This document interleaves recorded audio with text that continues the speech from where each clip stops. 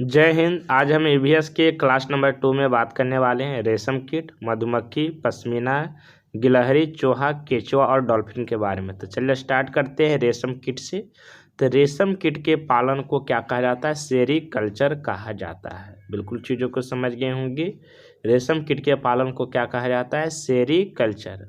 अगला पॉइंट है रेशम के कीड़ों को शहतूत के पेड़ों पर पाला जाता है। एग्जाम में यहाँ से भी क्वेश्चन आता है कि रेशम के कीड़ों को कहाँ पाला जाता है, तो शहतूत के पेड़ों पर। चलिए आगे समझिएगा। भारत में सर्वाधिक जो है रेशम के कीट का पालन जम्मू और कश्मीर, लद्दाख, आंध्र प्रदेश एवं असम राज्य में किया जाता है।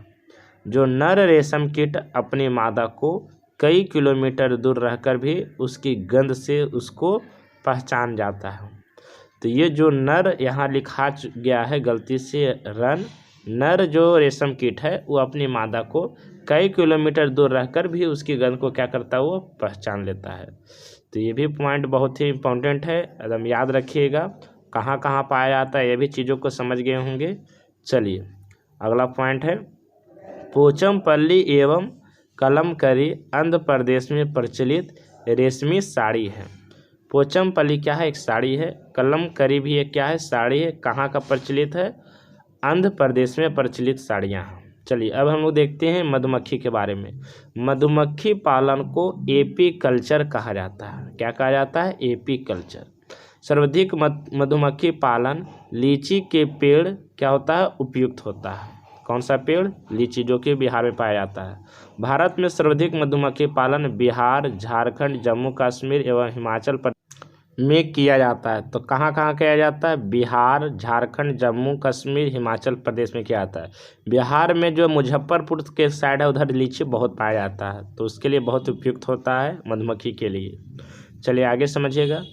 जो मधुमक्खी एक सामाजिक कीट है, ये कॉलोनी या बस्ती में रहता है। कहाँ रहता है? कॉलोनी या बस्ती में रहता है। चलिए मधुमक्खी पालन उस क्षेत्र में सबसे अच्छा माना जाता है जहाँ पर फूल, पत्तियाँ एवं पेड़ पौधे अधिक पाए जाते हैं। तो उस क्षेत्र में सबसे क्या माना जाता है? मधुमक्खी पालन के लिए अच्छा क्षेत्र माना जाता है। चलिए आगे समझिएगा। मधुमक्खी पालन के लिए सर्वाधिक उपयुक्त जो महीना है अक्टूबर से दिसंबर तक का होता है। कौन सा? अक्टूबर से लेकर दिसंबर तक। मधुमक्खी के एक छत्ते में लगभग 12 केजी शहद प्राप्त होता है। अगला पॉइंट है मधुमक्खी के छत्ते में एक रानी मक्खी होती है, कुछ राजा होते हैं और काम करने वाले बहुत सारे क्या होते हैं? मधुमक्खियाँ होती है। यानी श्रमिक होते हैं कितने सारे? बहुत सारे होते हैं। तो मधुमक्खी के छत्ते में कितने रानी मधुमक्खी होती? एक।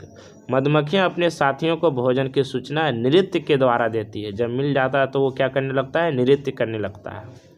चलिए पश्मीना के बारे में समझिएगा। पश्मीना बकरी जो है लद्दाख के केंद्र शासित प्रदेश में पाला जाता है। लद्दाख के किस क्षेत्र में? लद्दाख के केंद्र शासित प्रदेश में पाला जाता है। जैसा कि बिल्कुल आप फिगर को देख पा रहे हैं, इसका बाल बहुत बड़े बड़े होते हैं। चलिए पश्मीना बकरी को चांगपा जनजाति के लोग पालते हैं। कौन जनजाति के लोग? चांगपा जनजाति के लोग। पश्मीना बकरी 5000 किलोमीटर की ऊंचाई पर रह सकती है। कितना? अधिकतम 5000 किलोमीटर की ऊंचाई तक। और पश्मीना बकरी -10 डिग्री सेल्सियस तापमान पर भी रहकर जीवन यापन कर सकता है। तो ये बहुत इंपॉर्टेंट पॉइंट था। पश्मीना बकरी के बाल मनुष्य के बाल से 6 गुना पतले होते हैं और पश्मीना बकरी का शाल या स्वेटर साधारण स्वेटर की तुलना में 6 गुना ज़्यादा गर्मी भी प्रदान करता है। आगे पॉइंट है पश्मीना का जो शाल या स्वेटर बनाए जाते हैं वो 250 घंटे लगते हैं बनाने में। लगभग कितना? 250 घंटे। पश्मीना बकरी को जिस स्थान पर पाला जाता है उसे लेखा कहते हैं और चांगपा जनजाति के लोग जिन घरों में रहते हैं उसे रेबो कहा जाता है। क्या कहा जाता है? रेबो। तो पिछले वाले पॉइंट को भी याद रखिएगा। -10 डिग्री सेल्सियस तक क्या कर सकता है पश्मीना बकरी? वो रह सकता है, उसके पास उतना क्षमता होता है। और ये भी पॉइंट याद रखिएगा, चांगपा जनजाति के लोग जिन घरों में रहते हैं उसे क्या कहते हैं? रेबो। और पश्मीना बकरी जिस स्थान पर पाला जाता है उसे क्या कहा जाता है? लेखा कहते हैं। क्या कहते हैं? लेखा। तो लेखा और रेबो दोनों में बहुत कन्फ्यूजन होता है, इसे याद रखिएगा। चलिए अगला पॉइंट, गिलहरी के बारे में। गिलहरी एक स्तनधारी जीव है। क्या है? स्तनधारी जीव है। गिलहरी सदैव कुछ न कुछ कुतरते रहती है ताकि उसके दांत ना बढ़े। यानी क्यों ये बार बार कुछ न कुछ कुतरते रहती है हमेशा? क्योंकि इसके दांत होते हैं हमेशा बढ़ते रहते हैं, और जब बढ़ जाएंगे तो क्या होगा, इसे खाना खाने में बहुत, भोजन करने में बहुत दिक्कत होगा। तो ये क्या करती है, हमेशा कुछ न कुछ को कुतरते रहती है ताकि इसके दांत जल्दी ना बढ़े। स्तनधारी के लिए पॉइंट है, ऐसे जीव जिसके शरीर पर बाल, कान पाए जाते हैं, जो बच्चे देते हैं, उसे कहते हैं स्तनधारी जीव होते हैं। चलिए चूहा के बारे में समझिएगा। चूहा एक स्तनधारी जीव है, इसके भी कान पे बाल होते हैं, ये भी बच्चे देते हैं, और बोल सकते हैं जो दूध पिलाते हैं, तो उसे क्या कहते हैं, स्तनधारी जीव। चूहे की देखने की शक्ति बहुत ही कमज़ोर होती है, लेकिन सूंघने की जो शक्ति है वो बहुत ही तेज होती है। तो एग्जाम में पूछा है किस जीव को सूंघने की शक्ति बहुत तेज होती है? चूहा। क्या है? चूहा। चलिए अगला पॉइंट है केंचुआ के बारे में।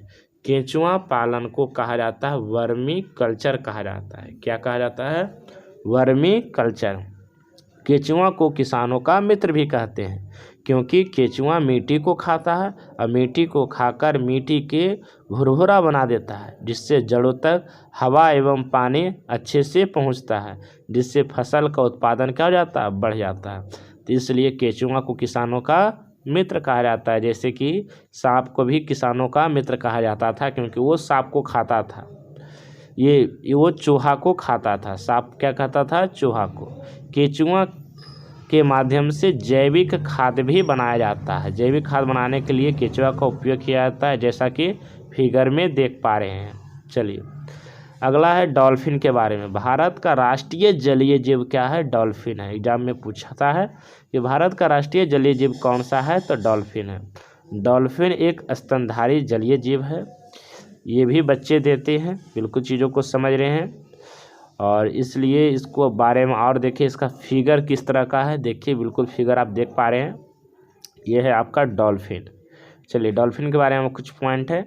डॉल्फिन एक बुद्धिमान जीव है, जो मानव के द्वारा जो भी सिखाया जाता है वो आसानी से सीख लेता है। जैसा कि आप देख पाते होंगे कभी न्यूज में या तो सिनेमा में कि डॉल्फिन के साथ क्या करते हैं लोग, फुटबॉल वगैरह खेलते हैं। चलिए बिल्कुल समझ गए होंगे आप। तो भारत में डॉल्फिन गंगा नदी में पाए जाते हैं, इसे लॉ टाइगर भी कहा जाता है।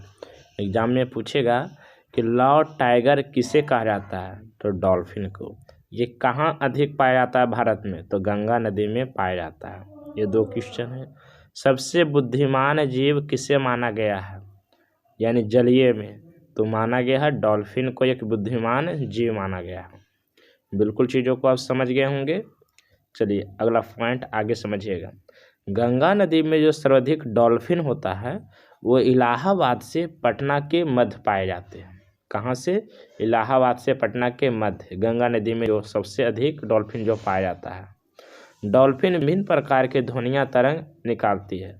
जब उसे शत्रु हमला करता है, यानी जब दुश्मन हमला करता है तो अलग ध्वनि निकालती है, और जब मित्र से मिलता है तो अलग प्रकार के ध्वनि निकालती है, ताकि हर डॉल्फिन को क्या होता है, पता चल जाता है कि मित्र मिला है या दुश्मन। गंगा नदी में बढ़ते प्रदूषण के कारण डॉल्फिन की संख्या में लगातार क्या हो रही है, इसमें घटती जा रही है। तो डॉल्फिन क्या हो रहा है, आजकल देख रहे हैं बहुत विलुप्त हो रहा है, यानी लगातार ये घटती जा रही है। ये इसका कारण मुख्यतः क्या है? गंगा नदी में बढ़ता प्रदूषण। तो इसी के कारण क्या हो रहा है, डॉल्फिन की संख्या घटती जा रही है। तो बिल्कुल आप चीज़ों को यहाँ तक समझ गए होंगे डॉल्फिन के बारे में। चलिए आगे समझते हैं हम लोग नीली व्हेल या ब्लू व्हेल के बारे में। नीली व्हेल पृथ्वी पर पाए जाने वाला सबसे बड़ा जीव है। एग्जाम में पूछेगा पृथ्वी पर पाए जाने वाले सबसे बड़ा जीव कौन सा है? तो नीला व्हेल है।